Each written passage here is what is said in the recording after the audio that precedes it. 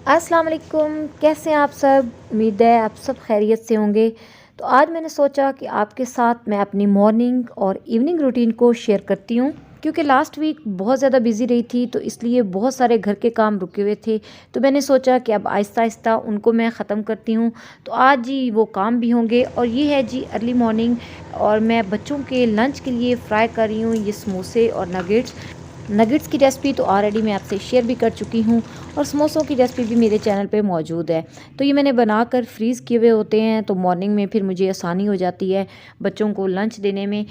ये हो रहे थे फ्राई, और साथ ही मैंने गाजरों को भी पील ऑफ करना शुरू कर दिया था, क्योंकि मैंने सोचा कि अभी बच्चों को मॉर्निंग में गाजर जूस दे देती हूँ।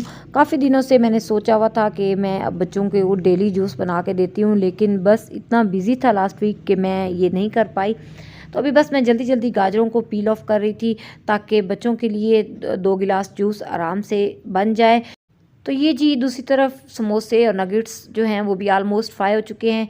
इन्हें मैं निकाल लेती हूँ। तो ये तो बच्चों का हो गया लंच। अभी मुझे बच्चों के लिए ब्रेकफास्ट भी बनाना है, तो इसलिए मैंने अपने हस्बैंड से बोला कि वो जूस एक्सट्रैक्ट कर दें।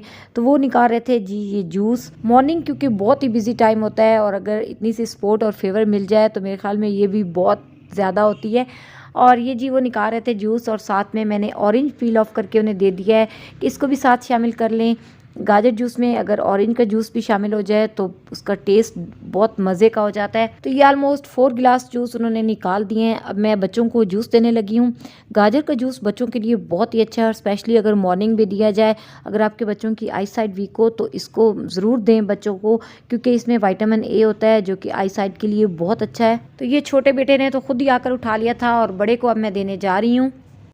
तो ब्रेकफास्ट करने के बाद बच्चे चले गए हैं स्कूल, और ये जी मेरे हस्बैंड का लंच मुझे बनाना है। लंच में आज मैं उनको दे रही हूँ सैलेड। आज मैं बनाई थी सॉसेज और कॉर्न सैलेड, बिल्कुल वैसा जैसा कि आपको तहज़ीब से मिलता है। तो ये मेरे पास एक टिन है कॉर्न का, इसको मैं अभी ड्रेन कर लेती हूँ। अगर आपके पास फ्रेश कॉर्न हो तो उन्हें भी आप बॉईल करके ये सैलेड बना सकते हैं। तो ये टिन वाली ऑलरेडी बॉइल्ड होती हैं, इसको भी मैं कर लेती हूँ ड्रेन। और ये मेरे पास हैं कुछ वेजिटेबल्स, इनको कट करूँगी, और सॉसेज को भी कट करके मैं लाइट सा फ्राई कर लूँगी। तो ये कॉर्न्स को ड्रेन करने के बाद मैंने डाल दिया है बाउल में, और अब ये जो सॉसेज हैं इनको मैं कट कर रही हूँ। छोटे छोटे पीसेज में इनको काट लेंगे। ऑलमोस्ट ये एक बाउल मैं बनाऊंगी सैलेड का, और ये 5 मैंने लिए हैं सॉसेज। तो फर्स्ट मैंने सिंगल काटी, फिर मैंने सोचा कि इस तरह तो काम नहीं बनने वाला, क्योंकि अभी मॉर्निंग में टाइम बहुत ही कम होता है, हस्बैंड ने अर्ली ऑफिस जाना होता है। तो ये अब मैंने सारी कर ली हैं इकट्ठी, इनको मैं कट कर रही हूँ। तो ये देखें सारी सॉसेज मैंने काट ली हैं, लेकिन अभी इन्हें मैं और थोड़ा छोटा करूँगी। तो इनको मैंने और छोटे छोटे पीसेस में कट कर लिया है, और अब मैं इन्हें टोस्ट करने लगी हूँ। Half table spoon olive oil लिया है मैंने पैन में। सिंपल वेजिटेबल ऑयल भी आप यूज़ कर सकते हैं। इसमें मैं इनको लाइट टोस्ट कर रही हूँ, जस्ट हल्का सा गोल्डन कलर ही मुझे देना है इनको। तो मीडियम फ्लेम पे मैं इन्हें टोस्ट कर रही हूँ। और आइंदा इंशाल्लाह मैं और भी सैलड्स की रेसिपी आपके साथ शेयर करूँगी, क्योंकि मॉर्निंग में मैं अक्सर सैलड बनाती रहती हूँ अपने हस्बैंड के लिए। तो बहरहाल जी कॉर्न और सॉसेज का जो सैलड है तहज़ीब से आपको पता है ये मिलता है, काफ़ी महंगा होता है, घर में इकोनॉमिकल पड़ता है। आप बनाएं, बच्चों को भी पसंद आएगा, उनके लिए भी हेल्दी होगा। और हस्बैंड क्योंकि मेरे खाना नहीं लेके जाते रोटी वगैरह, तो उनके लिए मुझे ये सैलेड या फ्रूट चाट वगैरह बनानी होती है। तो इंशाल्लाह ये डिफरेंट रेसिपीज़ मैं आपको देती रहूँगी। तो ये देखिए इन पे लाइट सा गोल्डन कलर आ गया है, बस इनको मैं उतारने लगी हूँ, और इनको मैंने डाल दिया एक बाउल में। ये थोड़ी सी ठंडी हो जाएंगी तब हम इनको सैलेड में डालेंगे। और अब मैं कट करने लगी हूँ वेजिटेबल्स। तो वेजिटेबल्स में ये मेरे पास है शिमला मिर्च, एक मीडियम से साइज़ की मैं शिमला मिर्च डालूंगी। इसको काट कर इसके सीड्स और ये वाइट वाला पोर्शन रिमूव करके मैं डालूंगी। छोटे छोटे क्यूब्स की फॉर्म में मैंने वेजिटेबल को काटना है। तो ये देखें जी शिमला मिर्च को मैंने लिया है काट छोटे क्यूब्स की फॉर्म में। अब ये है मेरे पास टमाटर, इसके भी हम सीड्स रिमूव करेंगे, और इसको भी छोटे छोटे क्यूब्स में हम काट लेंगे। ये आपकी मर्ज़ी है, अगर आप वेजिटेबल्स को क्यूब्स में काट रहे हो तो फिर सबको आपने क्यूब्स में काटना है। अगर आप इनको जूलियन में कट कर रहे हो तो फिर सब जूलियन में कट करें, क्योंकि तहज़ीब से जो मिलता है उसमें ये वेजिटेबल्स क्यूब्स में कटी होती हैं। तो इसलिए मैं भी इनको क्यूब्स में ही काट रही हूँ। तो ये कट हो गया जी टमाटर, और अब बारी है खीरे की। तो ये एक अदद मैंने लिया है खीरा, और इसको भी मैं क्यूब में ही कट करूँगी।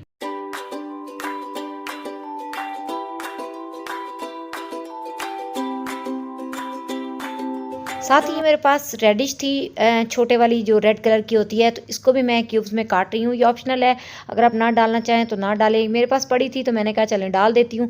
तो ये सारी वेजिटेबल्स को अब मैंने बाउल में डाल दिया है। मीनवाइल ये सॉसेज भी ठंडी हो चुकी हैं, तो इन्हें भी मैंने वेजिटेबल्स के साथ ही शामिल कर दिया है। इनको कर लेते हैं मिक्स। और अब बारी है जी ड्रेसिंग तैयार करने की, तो जल्दी से मैं बना लेती हूँ ड्रेसिंग। साथ ही मुझे याद आया कि मैंने ऑलिव्स तो इसमें डाले नहीं हैं, तो ये मैं निकाल रही हूँ ऑलिव्स। ये पिटेड ऑलिव्स हैं और इनको मैं छोटा छोटा काट लूँगी और इनको भी मैं शामिल कर दूँगी इसी सैलेड के बाउल में। तो ऑलिव्स भी हो गए शामिल। और अब आ जाते हैं ड्रेसिंग की तरफ। ये मैंने तकरीबन 1 टेबल स्पून लिया है लेमन जूस और इसके अंदर मैं शामिल करूँगी ऑलिव ऑयल। लेमन जूस में अब मैंने ऐड कर दिया है ये 2 चम्मच भरकर ऑलिव ऑयल।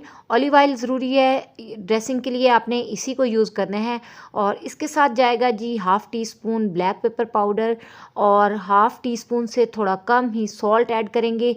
साथ में चला जाएगा ये 2 चम्मच भरकर चिली सॉस। सिंपल जो चिली सॉस होता है वो यूज़ कर रही हूँ। एक्चुअली यहाँ पे मैंने थोड़ा सा कम यूज़ किया था, बाद में मैंने सैलेड में फिर और डाला, तो इसलिए मैं आपको 2 स्पून बता रही हूँ कि वो आपने भरकर डालने हैं। और अब मैं इसमें डालने लगी हूँ ऑरिगेनो। तो ये इसमें तकरीबन क्वार्टर टी स्पून के करीब मैंने डाल दिया है ऑरिगेनो। तो बस अब इन सारी चीज़ों को मैंने कर लिया है मिक्स और ड्रेसिंग होगी मेरी तैयार। इसको अब मैं डालने लगी हूँ सैलेड के ऊपर और अब मैं इसको अच्छा सा कर लूँगी मिक्स। तो ये है जी बहुत ही मज़ेदार सा कॉर्न एंड सॉसेज सैलेड। और ये टेस्ट करने पे मुझे थोड़ा सा सॉस कम लगा, तो फिर मैंने चिली सॉस का ये चम्मच भरकर और डाल दिया था। एक दफ़ा मैंने दोबारा से इसको मिक्स किया और बस ये मेरा सैलेड हो गया तैयार। इसको मैंने डाल दिया था हस्बैंड के लंच बॉक्स में और अब मुझे तैयार करना था उनके लिए नाश्ता। टाइम हो रहा था काफ़ी ज़्यादा और मैं लेट हो रही थी, इसलिए मैंने सोचा कि थोड़ा क्विक बनने वाला नाश्ता तैयार करना चाहिए।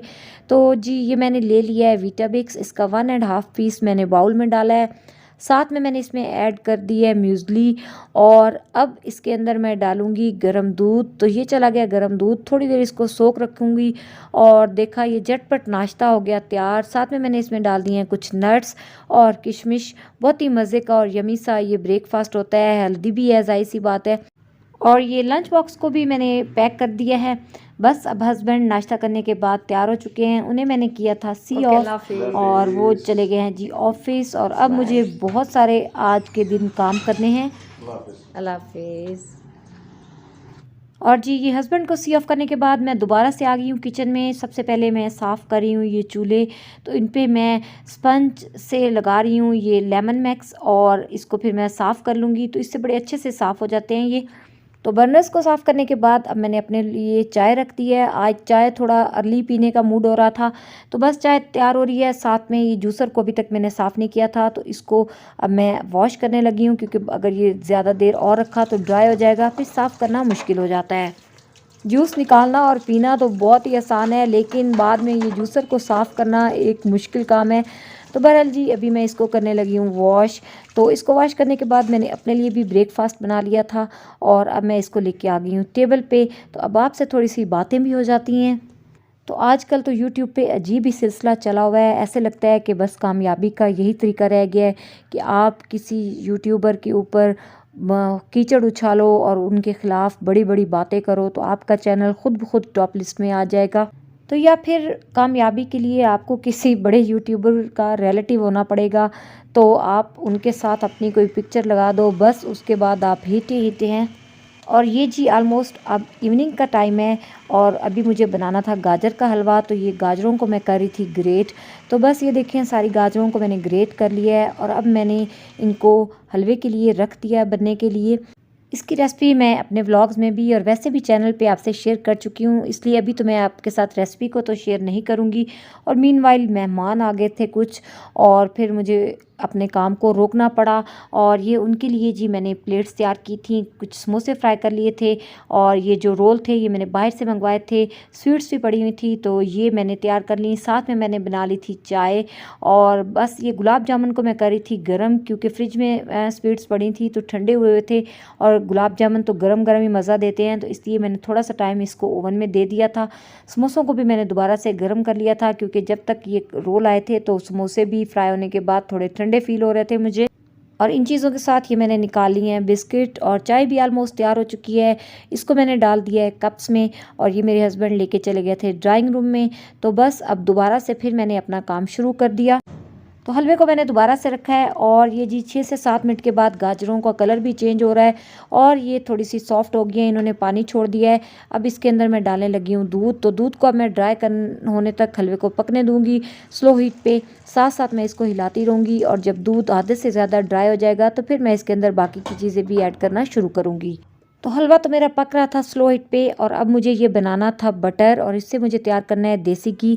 एक्चुअली मैं दूध के ऊपर से मलाई उतार कर स्टोर करती रहती हूँ फ्रीज़र में, फिर जब काफ़ी अमाउंट में स्टोर हो जाती है तो फिर मैं उससे बटर तैयार कर लेती हूँ। तो अभी इसको मैं ब्लेंडर में डाल रही हूँ मलाई को, साथ में इसमें मैं थोड़ा सा गर्म पानी ऐड कर दूँगी, और उसके बाद इसका मैं मक्खन बनाऊँगी।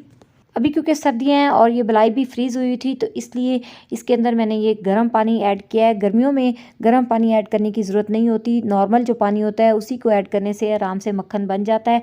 तो बस इसको मैंने कर लिया था ब्लेंड, और ये देखें जी कितना ज़बरदस्त सा मक्खन हो गया तैयार। 3 से 4 मिनट लगते हैं ब्लेंड करें तो ये बटर जो है ये ऊपर आ जाता है।